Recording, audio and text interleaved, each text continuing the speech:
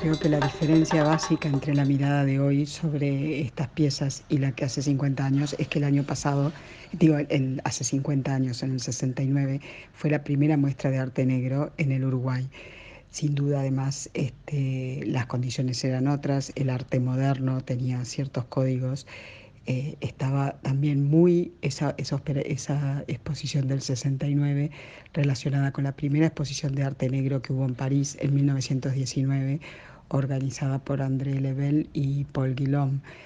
Que si pensamos, por otro lado, que los collages cubistas y toda la parte de, y las señoritas de Aviñón es de 1907, 1908, o sea, fue 10 años después de los primeros descubrimientos por parte de los cubistas, por un lado. Por otro lado, Carl Einstein, un teórico y un teórico y crítico del arte alemán, fue el primero que puso lado a lado escultura negra, escultura del África y el cubismo, encontrando la semejanza que había entre la representación del espacio en la escultura y en el plano. O sea que eso sin duda fue como una cuestión importantísima a nivel de lo que es la teoría y la historia del arte. Por otro lado, la mirada sobre esas piezas en París en 1919, 10 años después de los descubrimientos cubistas, también es como eso empezaba a ser más para el público en general. Eso por un lado. Por otro lado, arte negro en las primeras décadas del siglo XX incluía al arte del África y de Oceanía. O sea, era un poco el descubrimiento o el interés o el fijarse en el otro, en lo que es exótico, y en ese sentido arte negro abarcaba esas producciones.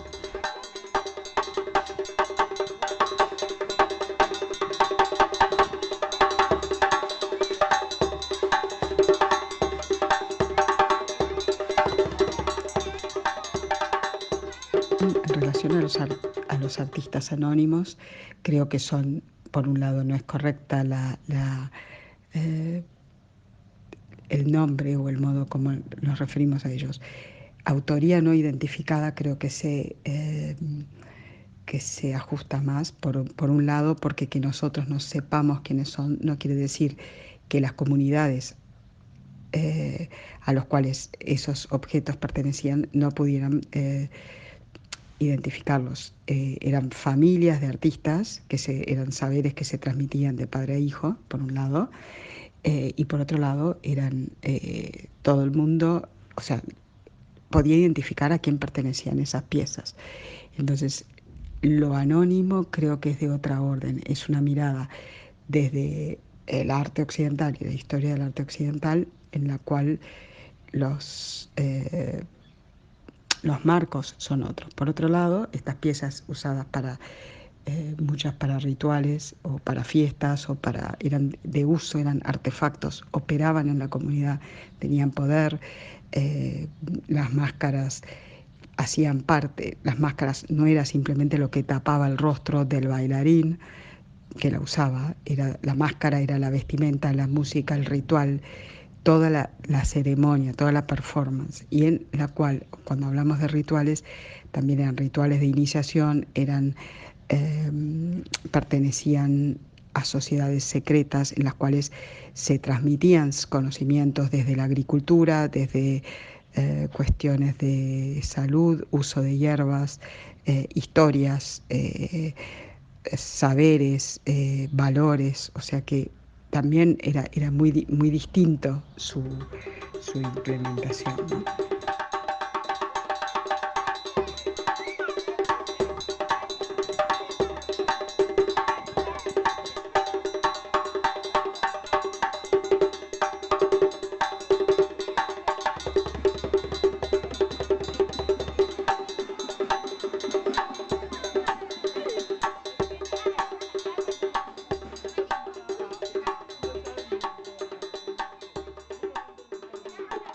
Creo que en el caso de Torres y el arte negro, en realidad creo que lo que más impresionó a Torres y lo que más marcó su obra fue el arte precolombino. Hubo en París, en la época que él estaba, una exposición de arte precolombino, creo que fue en el 26 o en el 28, y si bien tuvo algunos, ves en su obra ciertas relaciones con elementos o con máscaras o con modos de composición que encontramos en el arte del África, creo que lo que más lo marcó fue el arte precolombino, ¿no?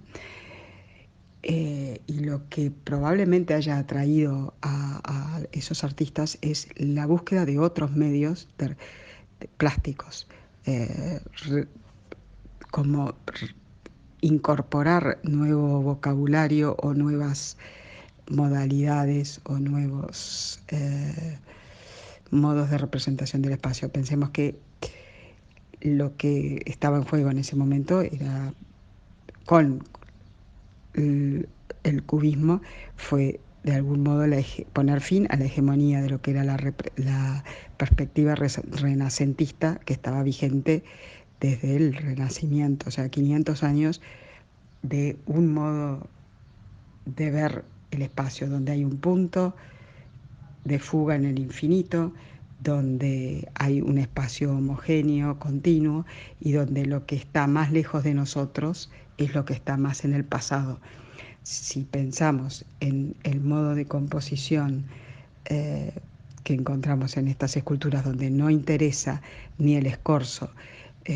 no interesa la proporción, no interesa el realismo o la verosemejanza, creo que sí, que fue una innovación.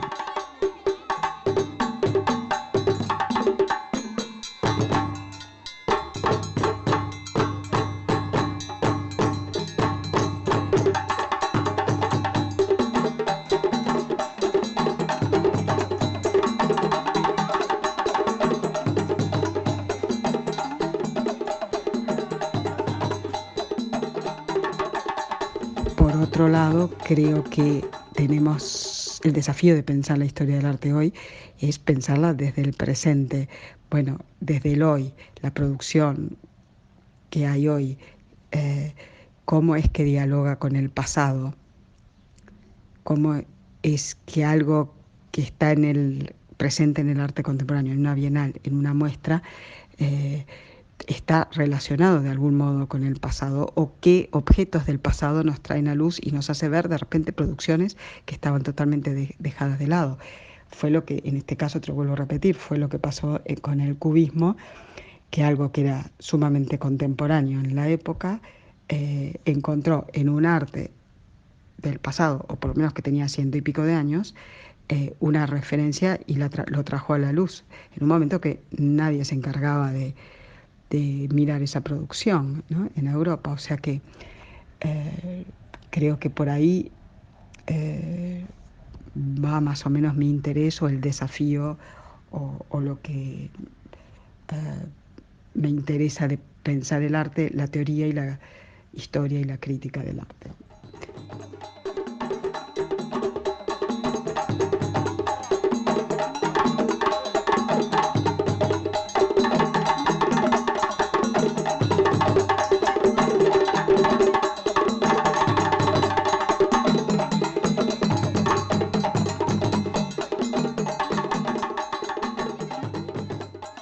Ernesto Leborne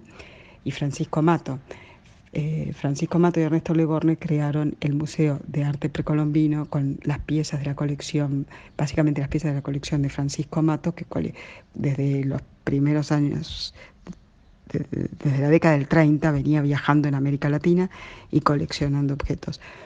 Crean el museo, del cual Ernesto Leborne, el arquitecto Ernesto Leborne, es su director, organizan un montón de exposiciones,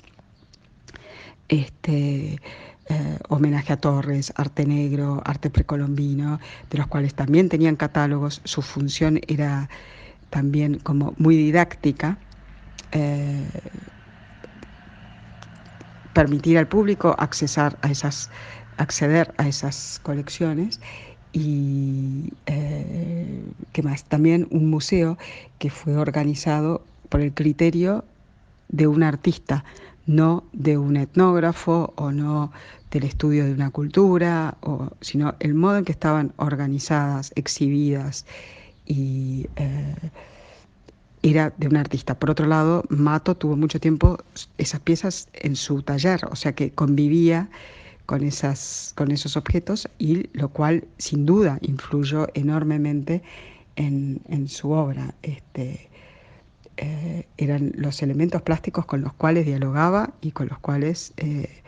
encontraba y pensaba eh, plásticamente.